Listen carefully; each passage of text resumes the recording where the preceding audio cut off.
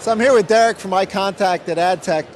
So Derek, email marketing's been around for a long time, but it seems like people still make a lot of mistakes when they do email marketing. What are some top mistakes that people make?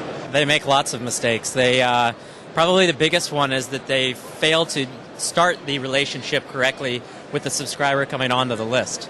So they need to ask for the permission of that subscriber, and they also need to set the right expectations up front when they get that subscriber. Then they need to confirm it by sending them a good welcome message. So those best practices are really important to not only starting the relationship right, but when you do that, it leads to better user engagement over a longer life cycle. One thing, that has always been a challenge for any email marketer, particularly ones who are doing large volumes, is deliverability. So how do you guys deal with the whole deliverability challenge? We're pretty unique in that we're one of the few companies that actually handles all the inbox delivery for our customers. So some companies will give you great software, but they leave you to get into the inbox and deal with that on your own. And iContact doesn't believe in that. We have a whole staff of people that manage the relationships with Yahoos and AOLs of the world, and they do a very good job of it. It's not unusual for us to reach 100% even of inboxes with different customers' campaigns. And that combination of both the quality deliverability and the services around it that we provide is unique to us as a company.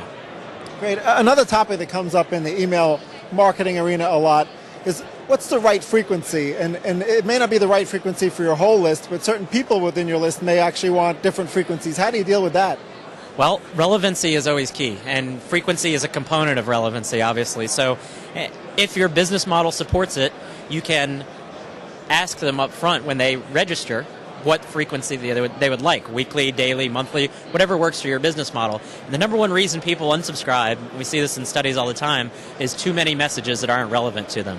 So the more relevant your messages are and the more value in them, the more frequent you can send successfully.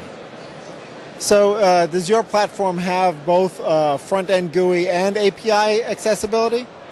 We do, actually. We launched a brand new API last year, and it's been very, very effective for us.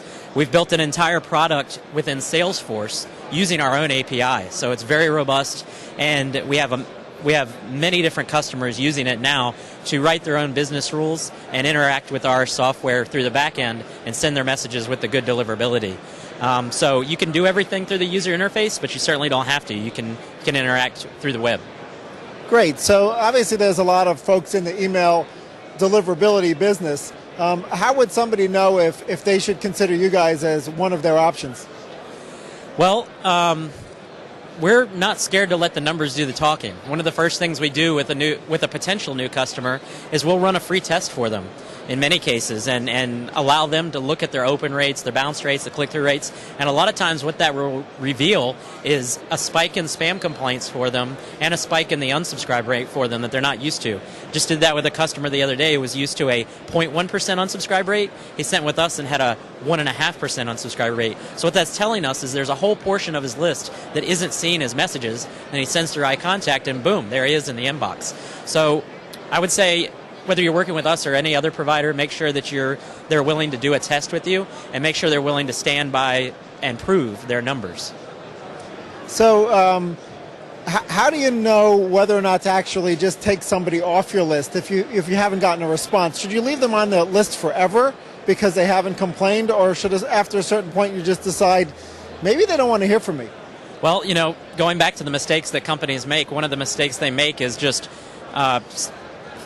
being in a quantity mindset. So they think that they would never want to remove a person from the list, but I try to remind them that a good gardener prunes his plants to make them healthy.